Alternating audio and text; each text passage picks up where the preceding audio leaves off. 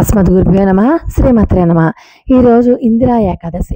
ఇందిరా ఏకాదశి నాడు ఖచ్చితంగా కనుక ఉపవాసం ఉంటే వాళ్ళ పితృదేవతలు శాంతిస్తారు, పితృదేవతలకు మోక్షం కలుగుతుంది. ఈ ఏకాదశికి విశేషమైనటువంటి ప్రాముఖ్యత ఉంది. ఎందుకంటే పితృపక్షంలో వచ్చేటటువంటి ఏకాదశి కాబట్టి. ఈ ఏకాదశి నాడు విష్ణుమూర్తిని విధి విధానాలతో పూజించాలి, ధూపదీప నైవేద్యాలతో పూజించాలి. అలాగే మధ్యాహ్నం వేళ పితృదేవతలకి తర్పణాలు ఖచ్చితంగా ఇవ్వాలి. అలాగే గోవుకి అన్నం పెట్టాలి. ఈరోజు పేదవాళ్ళకి దానం చేయడం మర్చిపోకూడదు. అంటే ఈరోజు మీరు ఏది చేసినా కూడా అది పితృదేవతలకి మోక్ష కారణం అవుతుంది ఖచ్చితంగా. అందుచేత ఇవాళ ఉపవాసం ఉండడం తప్పనిసరి. ఉపవాసం కూడా ఉల్లి వెల్లుల్లి మధ్య మాంసం తగలకుండా ఉండాలి. ఖచ్చితంగా బ్రహ్మచర్యం పాటించాలి. తలమించి స్నానం చేయాలి.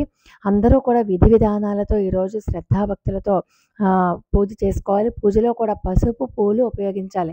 అది పసుపు బట్టలు కట్టుకోవాలి.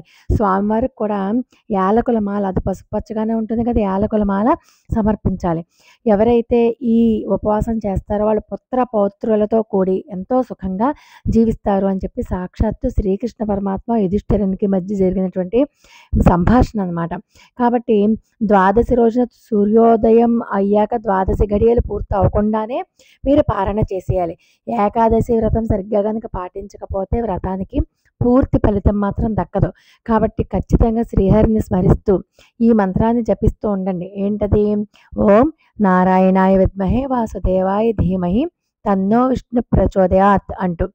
ఇవాళ నైవేద్యం కూడా అరటిపళ్ళు, పసుపచ్చటిగా ఉండేటటువంటి అరటిపళ్ళు నైవేద్యంగా పెట్టండి. బెల్లం ఒక నైవేద్యంగా పెట్టండి.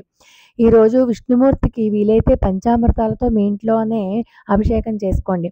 దేవాలయానికి వెళ్ళండి, విష్ణు ఆలయానికి వెళ్ళి అక్కడ ప్రదక్షిణలు చేయండి. మరీ ముఖ్యంగా మీ ఇంట్లో తులసి మొక్క ఉంటే తులసి మొక్క దగ్గర దీపారాధన చేసి అక్కడ కూడా తులసి మొక్క చుట్టూ కూడా 5 ప్రదక్షిణాలు చేయండి. విష్ణుమూర్తిని స్మరిస్తూ మీరు గోవిందనామాలతో కానీ విష్ణు సహస్రనామాలతో కానీ మీరు పూజ చేసుకోండి. ఏది చదువుకున్నా చాలా విశేషం. లేకపోతే అవేమీ చదివే ఇది లేకపోతే మీకు కనీసం వినండి. అది కూడా సమయం లేకపోతే ఇందాక చెప్పుకున్నటువంటి మంత్రాన్ని వీలైనన్ని ఎక్కువ సార్లు మీరు చదువుకోవడానికి ప్రయత్నం చేయండి. ఇందిరా ఏకాదశి మహిమ బ్రహ్మవైవర్త పురాణంలో వర్ణించబడి ఉందన్నమాట. కాబట్టి ఈ వ్రత పాలన వల్ల కలిగే లాభం ఏంటంటే పెద్దవాళ్ళు తృప్తి చెందుతారు, పితృదేవతలకి మోక్షం లభిస్తుంది. ఈరోజు అంతేకాదు, ఎవరైతే ఈ వ్రతాన్ని ఆచరిస్తారో వాళ్ళకి సమస్త పాపాలు కూడా పోతాయి, వాళ్ళ శత్రువులు కూడా దూరం అయిపోతారు. అలాగే ఈ పితృదేవతలకి మధ్యాహ్నం మాటలు పితృతర్పణాలు వదలాలి. అలాగే ఆవుకి ఆహారం పెట్టడం మాత్రం మర్చిపోవద్దు.